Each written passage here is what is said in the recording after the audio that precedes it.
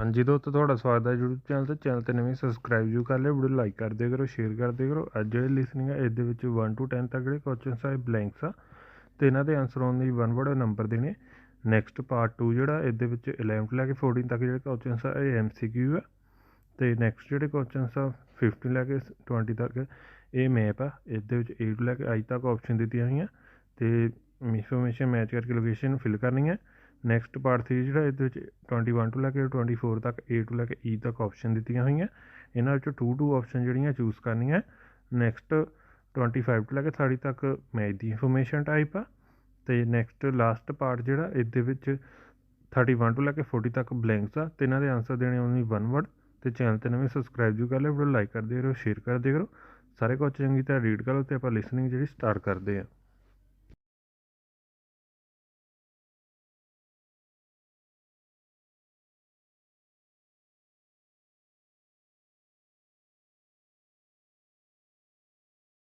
You will hear a number of different recordings and you will have to answer questions on what you hear. There will be time for you to read the instructions and questions and you will have a chance to check your work. All the recordings will be played once only. The test is in 4 parts. At the end of the test, you will be given 10 minutes to transfer your answers to the answer sheet. Now turn to part 1.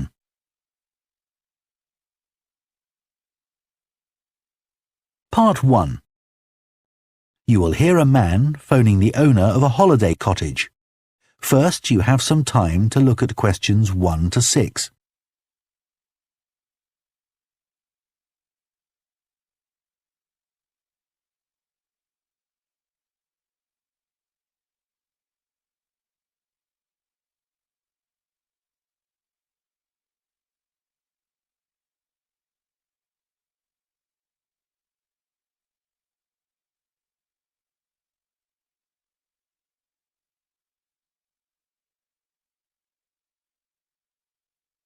Now listen carefully and answer questions 1 to 6. Hello? Oh, hello. I was hoping to speak to Jack Fitzgerald about renting a cottage. I'm his wife Shirley and we own the cottages together, so I'm sure I can help you. Great. My name's Tom. Some friends of ours rented Granary Cottage from you last year and they thought it was great. So my wife and I are hoping to come in May for a week. What date did you have in mind? The week beginning the 14th, if possible. I'll just check. I'm sorry, Tom, it's already booked that week. It's free the week beginning the 28th, though, for 7 nights. In fact, that's the only time you could have it in May. Oh, well, we could manage that, I think. We'd just need to change a couple of things. How much would it cost? That's the beginning of high season, so it'd be £550 for the week.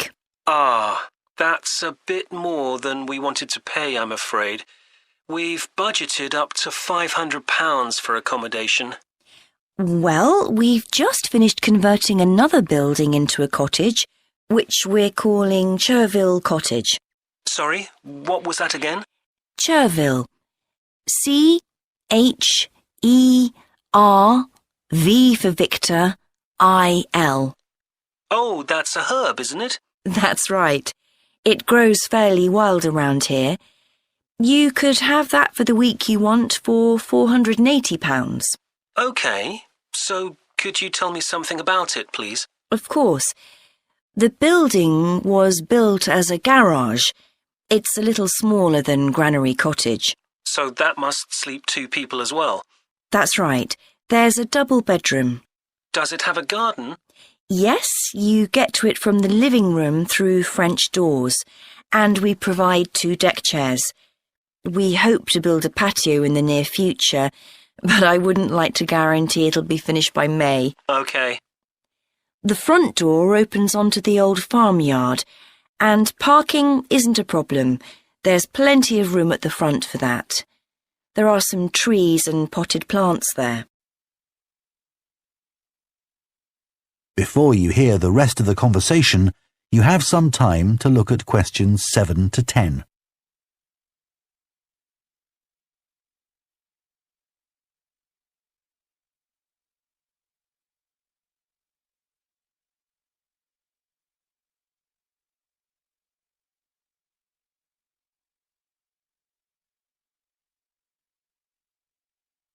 Now listen and answer questions 7 to 10.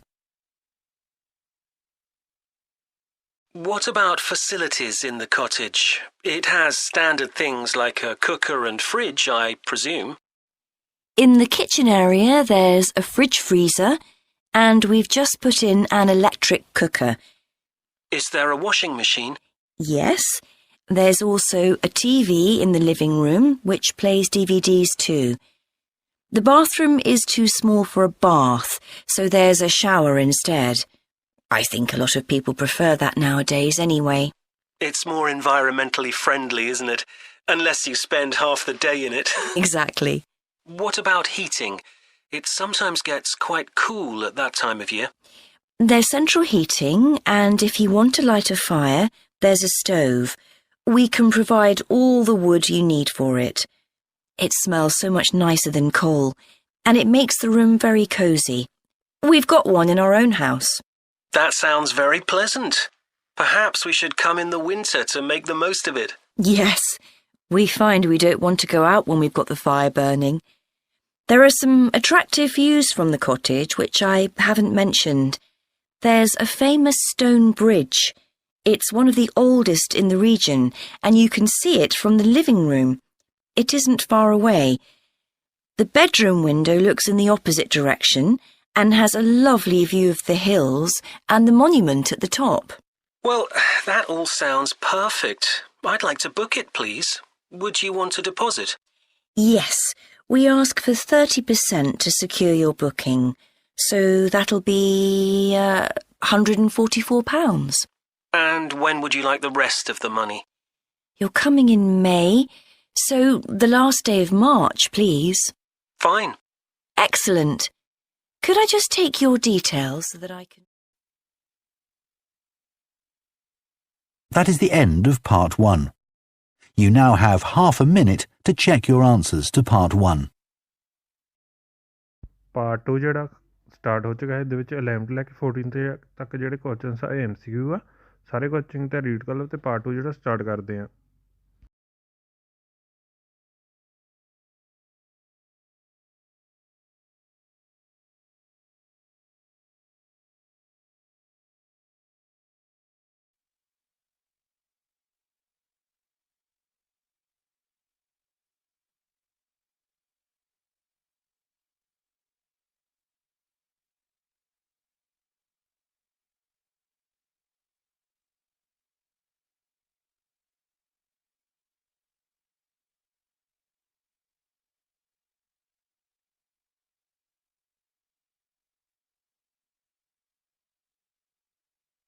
Part 2.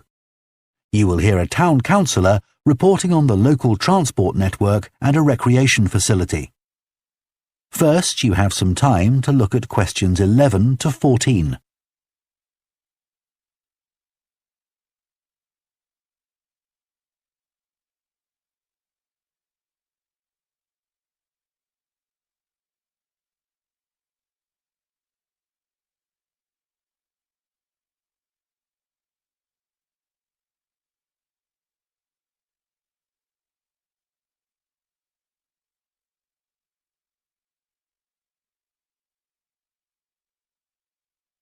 Now listen carefully and answer questions 11 to 14. Right, next on the agenda we have traffic and highways. Councillor Thornton. Thank you. Well, we now have the results of the survey carried out last month about traffic and road transport in the town. People were generally satisfied with the state of the roads. There were 1 or 2 complaints about potholes, which will be addressed, but a significant number of people complained about the increasing number of heavy vehicles using our local roads to avoid traffic elsewhere. We'd expected more complaints by commuters about the reduction in the train service, but it doesn't seem to have affected people too much. The cycle path that runs alongside the river is very well used by both cyclists and pedestrians since the surface was improved last year, but overtaking can be a problem, so we're going to add a bit on the side to make it wider.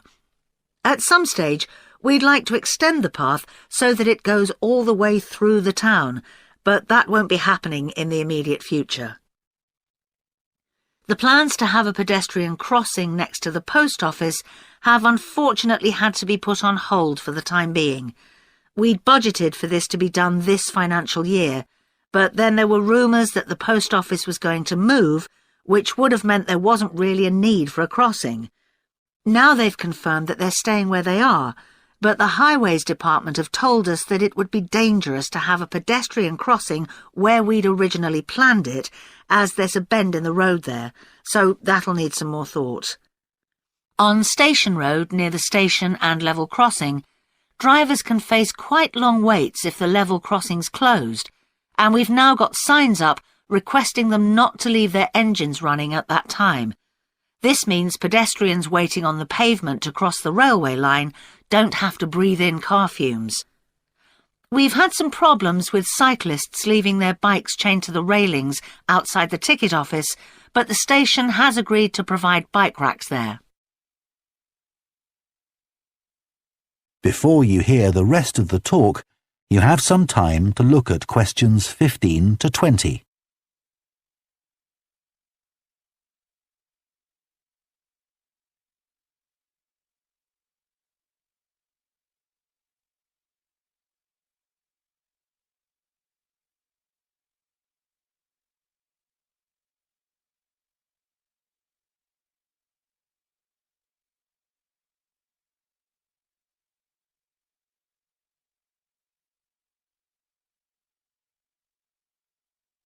Now listen and answer questions 15 to 20.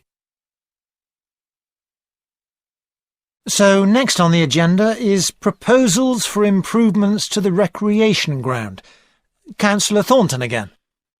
Well, since we managed to extend the recreation ground, we've spent some time talking to local people about how it could be made a more attractive and useful space. If you have a look at the map up on the screen, you can see the river up in the north and the community hall near the entrance from the road. At present, cars can park between the community hall and that line of trees to the east, but this is quite dangerous for pedestrians, so we're suggesting a new car park on the opposite side of the community hall, right next to it. We also have a new location for the cricket pitch. As we've now purchased additional space to the east of the recreation ground, beyond the trees, we plan to move it away from its current location, which is rather near the road, into this new area beyond the line of trees. This means there's less danger of stray balls hitting cars or pedestrians. We've got plans for a children's playground, which will be accessible by a footpath from the community hall and will be alongside the river. We'd originally thought of having it close to the road, but we think this will be a more attractive location. The skateboard ramp is very popular with both younger and older children. We had considered moving this up towards the river, but in the end we decided to have it in the southeast corner near the road. The pavilion is very well used at present by both football players and cricketers.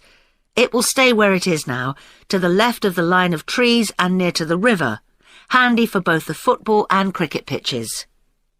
And finally, we'll be getting a new notice board for local information, and that will be directly on people's right as they go from the road into the recreation ground. That is the end of part 2. You now have half a minute to check your answers to part 2.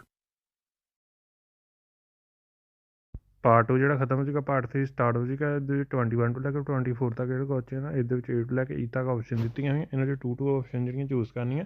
ਸਾਰੇ question ਚੰਗੀ ਤਰ੍ਹਾਂ read ਕਰ ਲਓ ਅਤੇ part 3 ਦਾ start ਕਰਦੇ ਹਾਂ।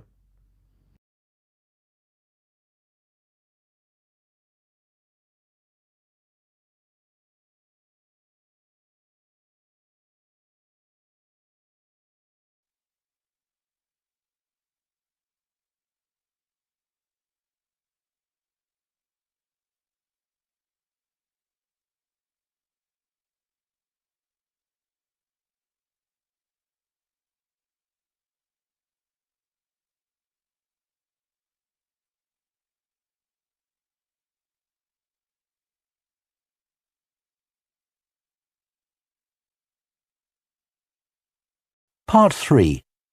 You will hear 2 urban planning students discussing bike-sharing schemes in different cities. First, you have some time to look at questions 21 to 24.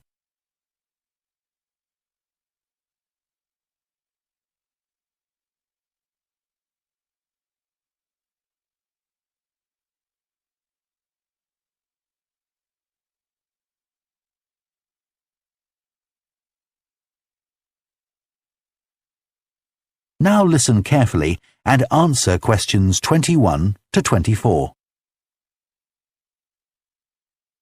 Now that we've done all the research into bike-sharing schemes in cities around the world, we need to think about how we're going to organise our report. Right. I think we should start by talking about the benefits.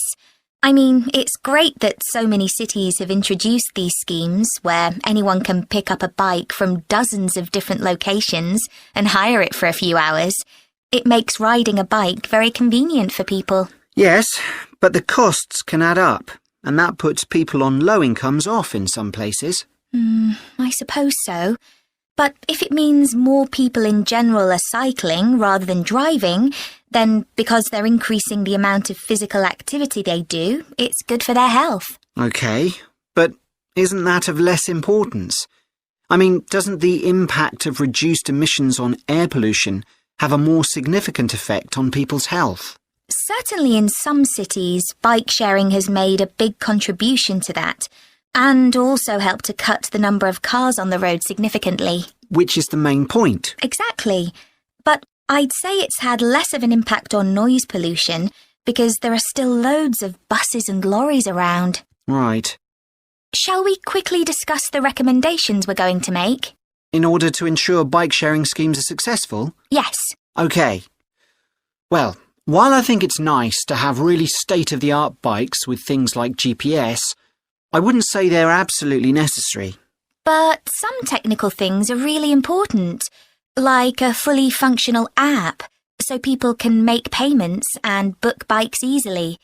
Places which haven't invested in that have really struggled. Good point. Some people say there shouldn't be competing companies offering separate bike-sharing schemes, but in some really big cities, competition's beneficial. And anyway, one company might not be able to manage the whole thing. Right. Deciding how much to invest is a big question. Cities which have opened loads of new bike lanes at the same time as introducing bike-sharing schemes have generally been more successful. But there are examples of successful schemes where this hasn't happened.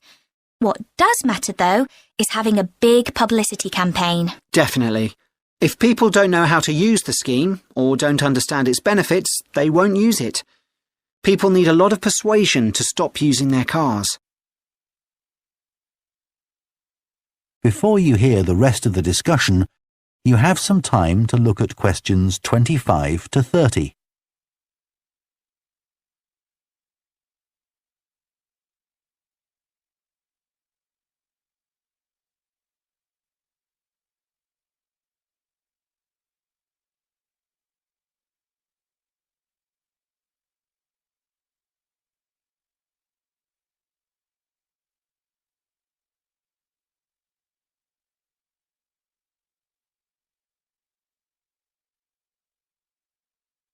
Now listen and answer questions 25 to 30. Shall we look at some examples now and say what we think is good or bad about them? I suppose we should start with Amsterdam, as this was one of the first cities to have a bike-sharing scheme. Yes, there was already a strong culture of cycling here. In a way, it's strange that there was such a demand for bike sharing, because you'd have thought most people would have used their own bikes. And yet it's one of the best used schemes. Dublin's an interesting example of a success story. It must be because the public transport system's quite limited. Not really. There's no underground, but there are trams and a good bus network. I'd say price has a lot to do with it. It's one of the cheapest schemes in Europe to join. But the buses are really slow. Anyway, the weather certainly can't be a factor. No, definitely not. The London scheme's been quite successful. Yes, it's been a really good thing for the city. The bikes are popular and the whole system is well maintained, but it isn't expanding quickly enough. Basically, not enough's been spent on increasing the number of cycle lanes. Hopefully that'll change. Yes. Now, what about outside Europe? Well, bike-sharing schemes have taken off in places like Buenos Aires. They built a huge network of cycle lanes to support the introduction of the scheme there, didn't they? It attracted huge numbers of cyclists where previously there were hardly any. An example of good planning. Absolutely. New York is a good example of how not to introduce a scheme. When they launched it, it was more than 10 times the price of most other schemes. More than it costs to take a taxi. Crazy. I think the organisers lacked vision and ambition there. I think so too. Sydney would be a good example to use. I would have expected it to have grown pretty quickly here. Yes. I can't quite work out why it hasn't been an instant success like some of the others. It's a shame, really. I know. OK, so now we've thought about all the... That is the end of part 3. You now have half a minute to check your answers to part 3. Part 4 ਜਿਹੜਾ start ਹੋ ਚੁੱਕਾ ਇਹਦੇ ਵਿੱਚ 31 ਤੋਂ ਲੈ ਕੇ 40 ਤੱਕ ਜਿਹੜੇ questions ਆ ਇਹ ਬਲੈਂਕਸ ਆ ਤੇ ਇਹਨਾਂ ਦੇ ਆਨਸਰ ਉਹਨੇ 1 ਵਰਡ ਦੇਣੇ ਸਾਰੇ ਕੁਝ ਚੰਗੀ ਤਰ੍ਹਾਂ ਰੀਡ ਕਰ ਤੇ ਪਾਰਟ 4 ਜਿਹੜਾ ਸਟਾਰਟ ਕਰਦੇ ਆ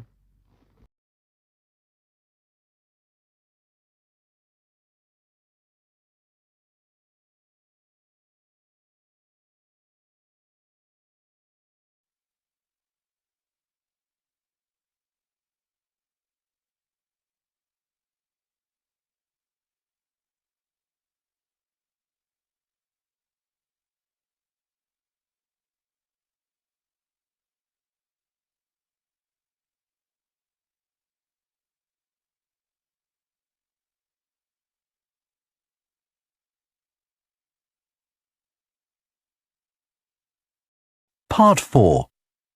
You will hear part of an environmental science lecture about a large bird called the dodo, which is now extinct. First, you have some time to look at questions 31 to 40.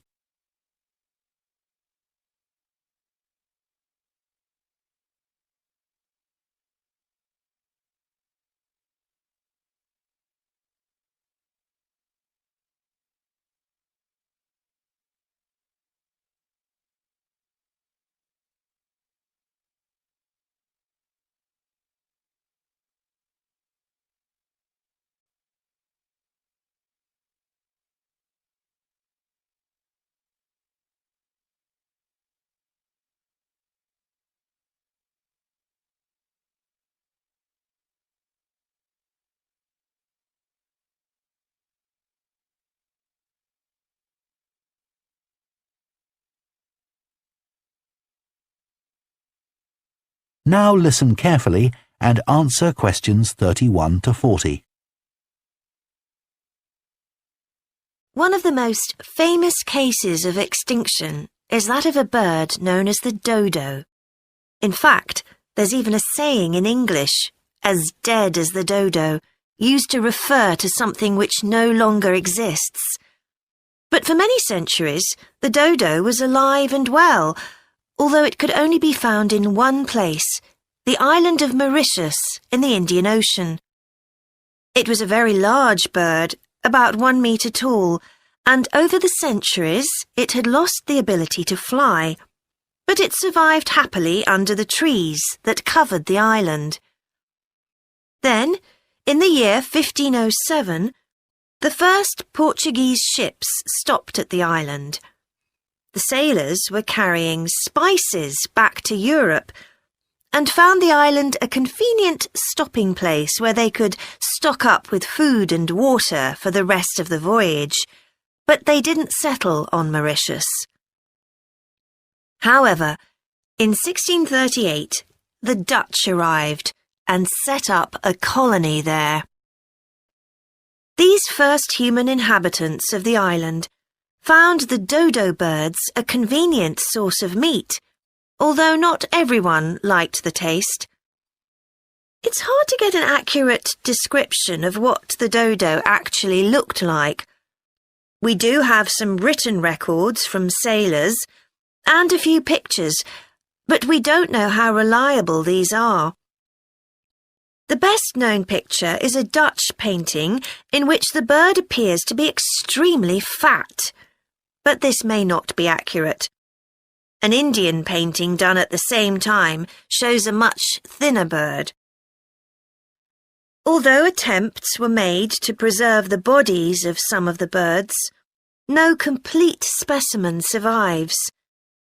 In the early 17th century, 4 dried parts of a bird were known to exist. Of these, 3 have disappeared, so only one example of soft tissue from the dodo survives, a dodo head. Bones have also been found, but there's only one complete skeleton in existence. This single dodo skeleton has recently been the subject of scientific research, which suggests that many of the earlier beliefs about dodos may have been incorrect.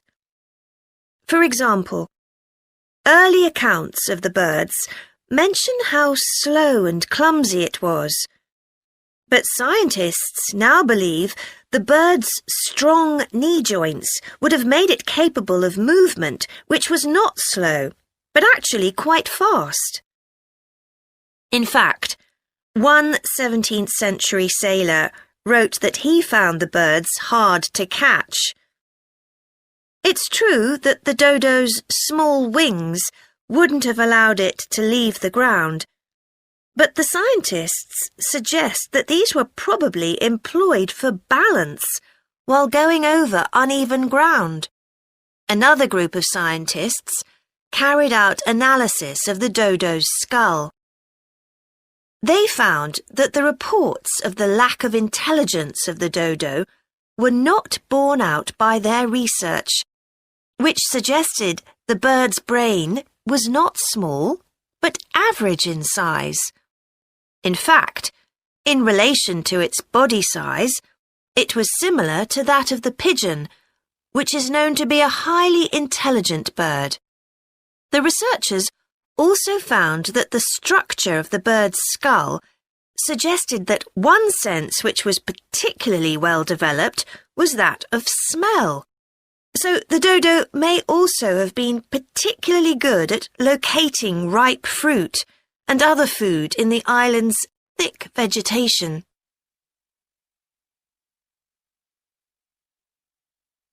So it looks as if the dodo was better able to survive and defend itself than was originally believed. Yet, less than 200 years after Europeans first arrived on the island, they had become extinct. So what was the reason for this? For a long time it was believed that the dodos were hunted to extinction, but scientists now believe the situation was more complicated than this. Another factor may have been the new species brought to the island by the sailors.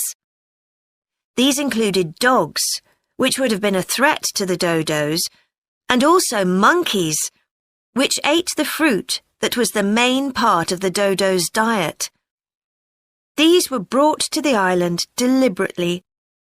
But the ships also brought another type of creature, rats, which came to land from the ships and rapidly overran the island. These upset the ecology of the island, not just the dodos, but other species too. However, they were a particular danger to the dodos because they consumed their eggs. And since each dodo only laid one at a time, this probably had a devastating effect on populations. However, we now think that probably the main cause of the bird's extinction was not the introduction of non-native species, but the introduction of agriculture. This meant that the forest that had once covered all the island and that had provided a perfect home for the dodo was cut down so that crops such as sugar could be grown.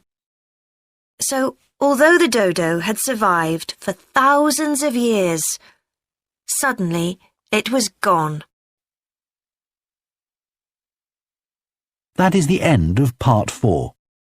You now have 1 minute to check your answers to Part 4. Part 4 ਜਿਹੜਾ ਖਤਮ ਹੋ ਚੁੱਕਾ ਤੇ ਹੁਣ ਆਪਾਂ answer ਦੇਖਦੇ ਹਾਂ। First ਜਿਹੜਾ ਆਨਸਰ ਹੈ ਉਹ ਹੈਗਾ 28th, next 550, next chervil, next garage, next garden, next parking, next wood, next bridge, next monument, next March, next C, next A, next B, next B, next C, next F, next A, next I, next E, next H, next 21 and 22 B and C in any order, next 23 and 24 B and C in any order, next C, next F, next D, next E, next B, next A, next spices, next settlement, next fat, next head, next movement, next balance, next brain, next smell, next rat, next forest। अगर channel ते नमें subscribe जरूर कर लो, video like कर दिया करो, share कर दिया करो। Thank you for watching.